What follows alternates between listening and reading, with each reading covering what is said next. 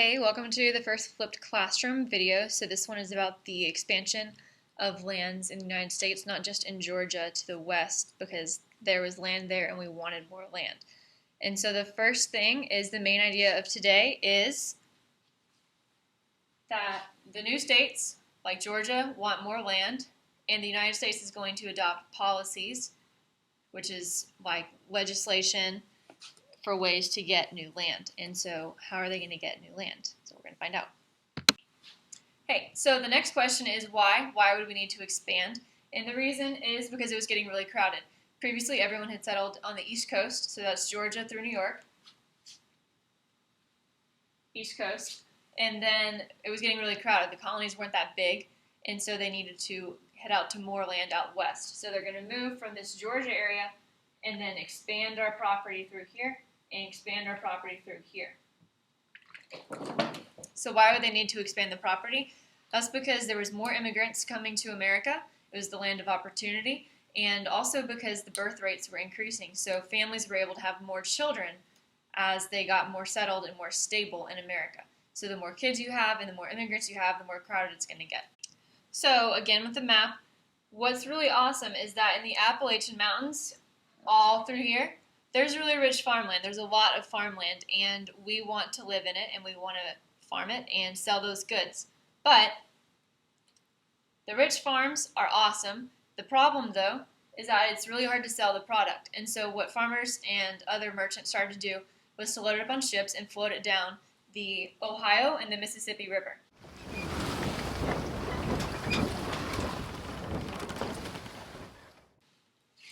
So that's Appalachians here, and then the Ohio River comes down to the ocean, and the Mississippi River joins it and comes down to the ocean.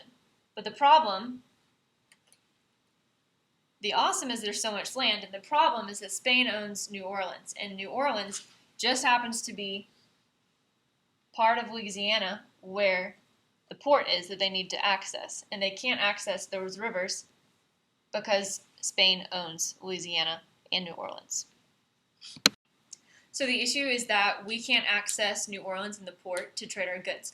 So the only way to solve that problem is to get access, and we're going to get access by buying it. So currently, Louisiana is owned by Spain. Spain is a problem because they made a sneaky deal with France, Spain to France, to give them part of the land.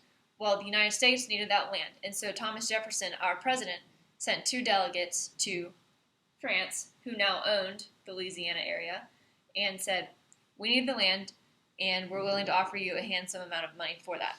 And back then, $15 million was a lot of money, plus passes to someone who calculates the inflation in currency. 2 plus passes for that, to how much it would be worth in US dollars today. So America buys the Louisiana area, which included parts of Georgia and South Florida, and then all of the Louisiana territory for $15 million, giving us access to the ports and the ability to trade our goods. So the logical next step is, now that we've doubled the size of America by making the Louisiana purchase, we should go look in the land and see what's there, because there could be gold, there could be tons of forests, there could be orange trees, we don't know what's out there. So is the president going to go check this out? No. He's going to send 2 guys to go look at the land. They're explorers, and their names are Lewis and Clark. All right, Lewis and Clark are going to go walking through Louisiana territory, and they're going to report back to President Jefferson what is in this land that he has just purchased. So they're on a mission to explore a ton of land. America just increased 2 times with this Louisiana purchase. All right, Lewis and Clark, where did they go and what did they do? They started in St. Louis, Missouri, here, and they traveled west across America, across the Rocky Mountains, and into Oregon. And they stopped the Pacific Ocean. So this is the Pacific, West Coast, Oregon. And what did they do as they traveled across America? They made maps. They charted the new rivers they found, the mountain ranges, what kind of resources were available there, what it was like. So they took journals and made observations about physically what they saw and what they did and what kind of animals were out there. It was totally unexplored land, and it was new to America. And so what would the purpose be of this? The effect was that it generated interest in westward expansion. More families were willing to move out west and to settle, if they knew that it was safe or that it was profitable. And so they became more willing to move, which was good for the U.S. because we were crowded on the East Coast. Additionally, it increased our understanding of the East Coast. It was unknown before, and so we sent some explorers out there, and they increased our understanding. And so our next term is manifest destiny. Manifest meaning that it is clear or obvious, and destiny, like fate, being something that is meant to happen or bound to occur. And so if manifest destiny was applied to westward expansion, what we would come up with is that Americans' westward expansion would be bound to occur. It's the next natural step, that we ran out of room in the East, and so we had to expand. And this term was coined by a journalist, and his name was John O'Sullivan. He coined the term manifest destiny, and it was implying that there was something good and honorable about moving west, but that romanticized the term, and it didn't take into consideration that we were pushing Indians off of their rightful land. But hey, we're America, and so we deserved it, really.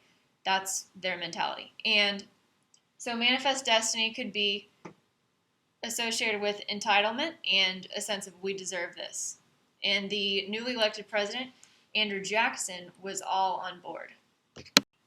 Andrew Jackson was the president elected in 1928, and he was the first president to come from a common background. So he was from the Appalachian Mountains, where previously the presidents had been from the East Coast and from very well-to-do families. So he was seen as more of a common man president. And Andrew Jackson was very pro-Indian removal, and that meant that he had no problem with creating legislature and policies to push Native peoples out of their land so that they could be obtained by Americans. So there was a growing problem, and that was the War of 1812. It was initially between France and England, but there were so many offenses from England against the United States that we couldn't ignore it any longer. So the three things that they were doing was, first, we suspected that England was giving arms, so like weapons, to the Creek Indians in Georgia. They were arming Indians, and also, as the U.S. traded with France, England would stop our ships, steal our goods, and prevent us from trading with France. And so we were losing our economic advantage there, and also losing our ships and losing our goods, and our sailors were being kidnapped by the British and made to work on their ships. So after a while, enough was enough, and they declared war, the War of 1812, on England. In Georgia, it was also known as the Creek War because it involved the Creek Indians. Part 2 of the War of 1812 was when the Creek Indians got involved. The creeks were divided into the lower creeks and the upper creeks, and it had to do with geography. And so the lower creeks were allies with the United States, and the upper creeks became allies with the British. And that was because they thought if they won the war, they could reclaim the land that Georgia had taken from them. So who won the War of 1812? Nobody really won the War of 1812 because nothing was gained, although many things were lost, like men and resources and time. And so the war officially ended on December 25th, 1814. And although the U.S. did not win, they considered it a small victory because they had not lost to the British. This was the first war that we had been involved in with the British since we claimed our independence from them in the War of 1776, which was when we became the United States of America. So it's a pretty big deal that this new country, America, defended itself against one of the mightiest powers in the world, which was Britain. So now we want people to come to Georgia because there's opportunities to make money in Georgia. We've discovered that the land in North Georgia is really rich and there's lots of timber for farming. And so the problem is that Indians live there. And that's only a problem for the white settlers because the Indians were having a good time living peacefully before we tried to take their land. So the solution was that land was promised to these Indians living in North Georgia and said, hey, if you move, we'll give you land out west. But for the Indians, the problem is that politicians lie.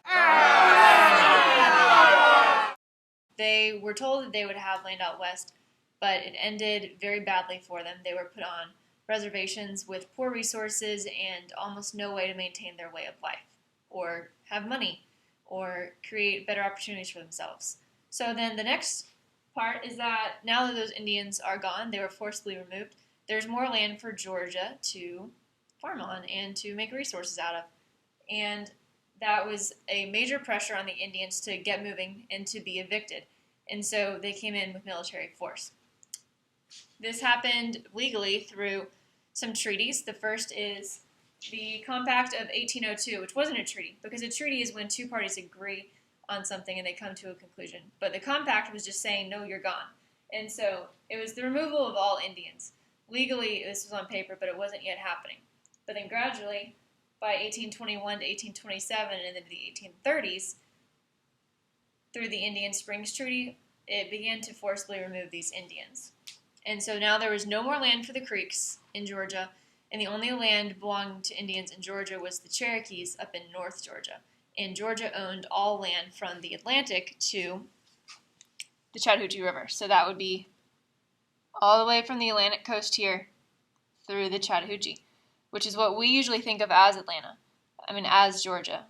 But the Indians still had this part here, up in the mountains. I hope the video was informative. If you didn't get it the first time around, that's totally fine.